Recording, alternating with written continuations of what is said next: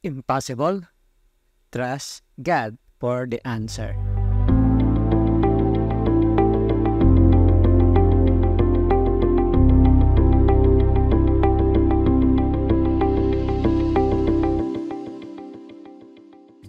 Kamusta po kayo? Pastor Arnold po. Nais ko pong ibahagi yung imposible ba? Magtiwala tayo sa Diyos para sa kasagutan. Kapag pinapalago ng Diyos ang iyong karakter, kung minsan ay susubukin kanya ng tila isang hindi malutas na problema. Tinatawag kong itong how test. Ito ay kapag tinatanong mo, paano ko lulutasin ang isang ito? Ibinigay ng Diyos kay Abraham ang tila isang hindi malutas na problema. Pinangako ng Diyos kay Abraham na ililipat niya siya sa isang bagong bansa.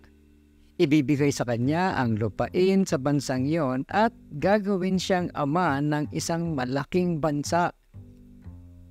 Nangako rin siya na si Abraham ay magkakaroon ng napakaraming anak, apo at apo sa tuhod, na sila ay maninirahan sa bagong lupain.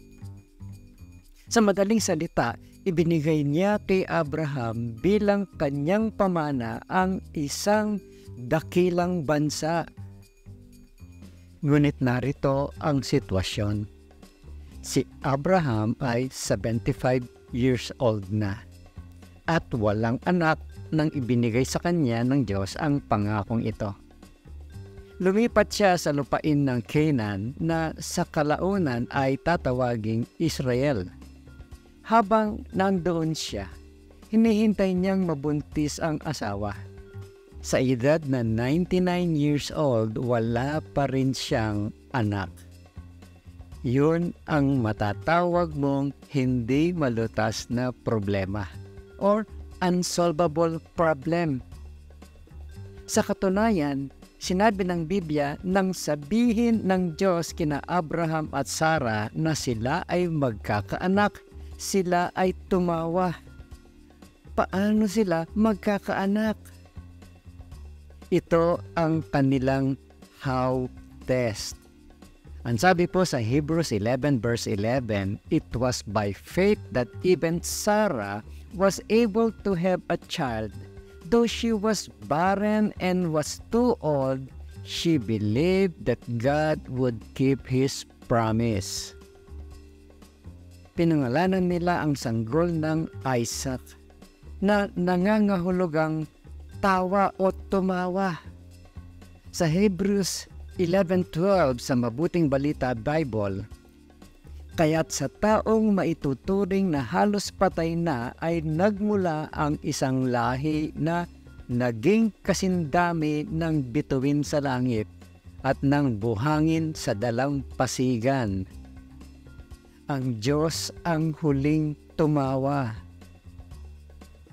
Maraming pagkakataon sa iyong buhay na sasabihin sa iyo ng Diyos na gawin ang isang bagay na tila imposible.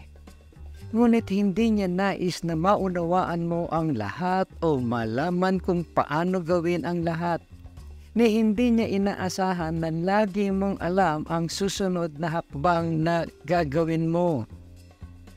Sa halip gusto ng Diyos na manampalataya ka na alam niya ang lahat at gagawin niya ang mga bagay sa sarili niyang paraan at oras.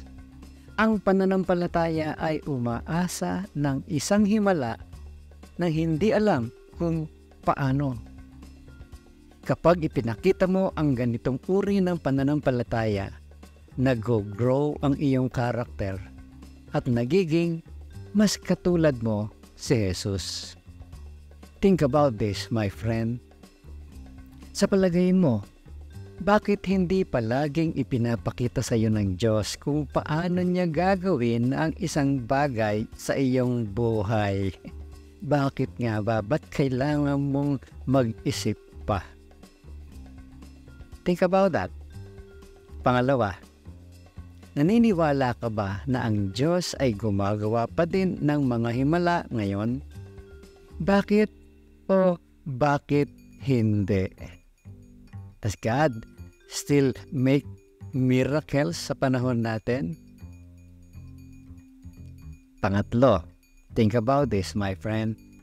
Paano mo maipapakita sa Diyos na mayroong kang pananampalataya na lulutasin niya ang iyong unsolvable problem kahit na hindi mo naintindihan kung paano?